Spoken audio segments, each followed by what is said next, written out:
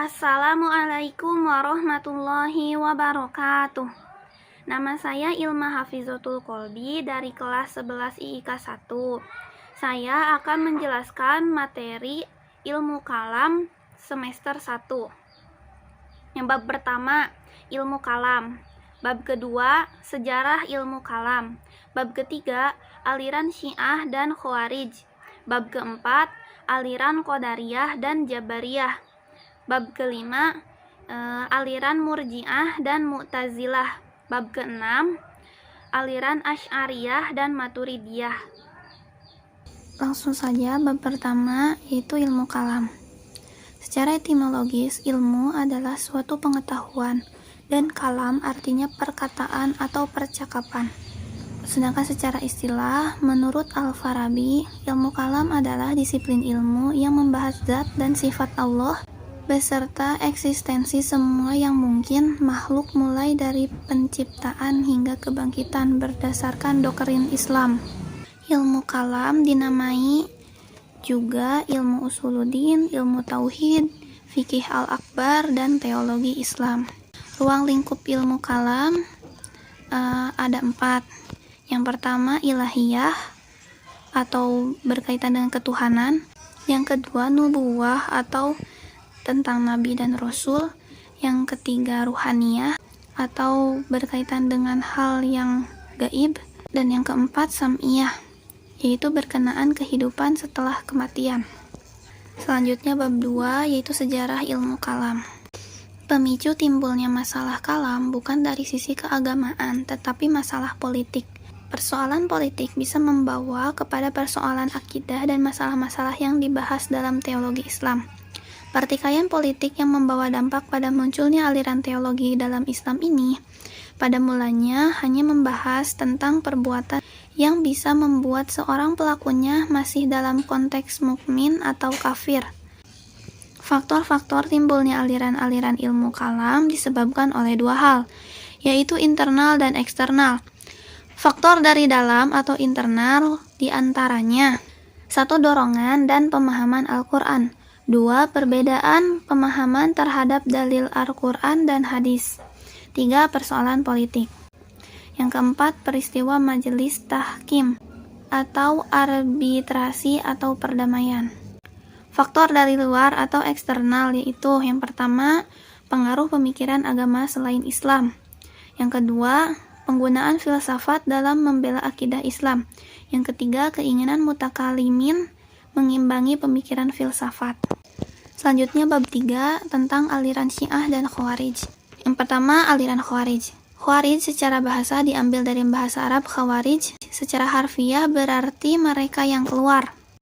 Doktrin-doktrin Khawarij diantaranya adalah 1. Khalifah atau imam harus dipilih secara bebas oleh seluruh umat Islam. Kedua, khalifah tidak harus berasal dari keturunan Arab. Ketiga, khalifah dipilih secara permanen selama yang bersangkutan bersikap adil dan menjalankan syariat Islam. Yang keempat, khalifah sebelum Ali adalah sah, tetapi setelah tahun ke-7 dari masa kekhalifahannya Utsman dianggap telah menyeleweng. Yang kelima, seorang yang berdosa besar tidak disebut muslim sehingga harus dibunuh. Yang keenam, adanya wa'ad dan wa'id, atau orang yang baik harus masuk surga sedangkan orang yang jahat harus masuk ke dalam neraka. Yang kedua, Syiah. Nama Syiah hanya dipergunakan bagi setiap dan semua orang yang menjadikan Sayyidina Ali berikut keluarganya sebagai pemimpin secara turun-temurun. Di dalam sekte Syiah Isna Asy'ariyah dikenal konsep usul ad-din. Konsep ini menjadi akar atau fondasi pragmatisme agama. Konsep usuluddin mempunyai 5 akar, yaitu tauhid, yang kedua keadilan, yang ketiga nubuwah, yang keempat ma'ad, dan yang kelima imamah. Bab keempat yaitu aliran Qadariyah dan Jabariyah. Yang pertama, Qadariyah. Qadariyah itu sendiri berasal dari qadaro yang memiliki 2 pengertian, yaitu berani memutuskan dan juga berani mempunyai kekuatan atau kemampuan. Menurut aliran Qadariyah, manusia berkuasa terhadap perbuatan-perbuatannya sendiri. Manusialah yang mewujudkan perbuatan-perbuatan baik atas kehendak dan kekuasaannya sendiri, dan mereka pula yang melakukan dan menjauhi perbuatan-perbuatan jahat atas kemauan dan kemampuannya sendiri. Yang kedua, Jabariyah. Jabariyah, kelompok ekstrim, memandang bahwa manusia tidak mempunyai daya, tidak mempunyai kehendak sendiri, dan tidak mempunyai pilihan. Manusia dalam perbuatan-perbuatannya adalah dipaksa dengan tidak ada kekuasaan, kemauan, dan pilihan baginya. Sedangkan menurut kaum moderat, Tuhan memang menciptakan perbuatan manusia, baik perbuatan jahat maupun baik, tetapi manusia mempunyai bagian di dalamnya. Tenaga yang diciptakan dalam diri manusia mempunyai efek untuk mewujudkan perbuatannya. Lalu bab 5, yaitu aliran Murji'ah dan Mu'tazilah. Yang pertama, Murji'ah. Berasal dari kata bahasa Arab arja'a yarji'u, yang berarti menunda atau menangguhkan. Murji'ah terbagi ke dalam golongan moderat dan ekstrim. Menurut Harun Nasution, bahwa Murji'ah memiliki 4 ajaran pokok, yaitu 1. Menunda hukuman atas Ali bin Abi Thalib, Muawiyah dan Abu Sufyan, Amr bin Ash dan Abu Musa al-Asy'ari yang terlibat tahkim dan menyerahkan kepada Allah.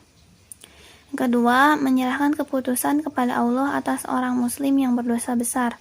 Yang ketiga, meletakkan pentingnya iman dari amal. Yang keempat, memberikan pengharapan kepada muslim yang berdosa besar untuk memperoleh ampunan dan rahmat dari Allah. Yang kedua, Mu'tazilah. Berasal dari kata i'tizal, yang artinya memisahkan diri. Doktrin ajaran Mu'tazilah adalah al-tauhid atau keesaan Allah, al-adal atau keadilan Tuhan, al-wa'ad wa al-wa'id atau janji dan ancaman, al-manzilah bain al-manzilatain atau posisi di antara dua tempat, dan amar ma'ruf nahi munkar. Bab terakhir yaitu bab 6, tentang aliran Asy'ariyah dan Maturidiyah. Yang pertama, Asy'ariyah. Asy'ariyah adalah sebuah paham akidah yang dinisbatkan kepada Abul Hasan al-Asy'ari. Di antara doktrin Asy'ariyah adalah Tuhan memiliki sifat sebagaimana disebut di dalam Al-Quran. Al-Quran adalah qadim dan bukan makhluk ciptaan. Tuhan dapat dilihat dengan mata oleh manusia di akhirat nanti. Perbuatan manusia diciptakan Tuhan, bukan diciptakan oleh manusia itu sendiri. Tuhan tidak mempunyai kewajiban apapun, dan muslim yang berbuat dosa tetap mukmin.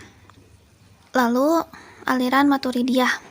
Maturidiyah merupakan aliran teologi yang bercorak rasional tradisional. Nama aliran ini dinisbahkan dari nama pendirinya, Abu Mansur Muhammad al-Maturidi.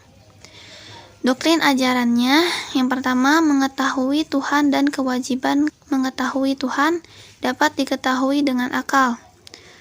Selanjutnya, perbuatan manusia adalah ciptaan Allah. Lalu Allah mencipta daya, kasab atau berusaha, dalam setiap diri manusia dan manusia bebas memakainya. Lalu Allah tidak berbuat sekehendak dan sewenang-wenang. Berikutnya, Tuhan mempunyai sifat-sifat, manusia dapat melihat Tuhan. Al-Maturidi membedakan antara kalam yang tersusun dengan huruf dan bersuara dengan kalam nafsi. Perbuatan Tuhan semua terjadi atas kehendaknya, dan tidak ada yang memaksa atau membatasi kehendak Tuhan, kecuali karena ada hikmah dan keadilan yang ditentukan oleh kehendaknya sendiri. Pengutusan Rasul berfungsi sebagai sumber informasi. Pelaku dosa besar tidak kafir dan tidak kekal di dalam neraka walaupun ia mati sebelum bertobat. Sekian dari saya, mohon maaf apabila ada kekurangan ataupun kesalahan.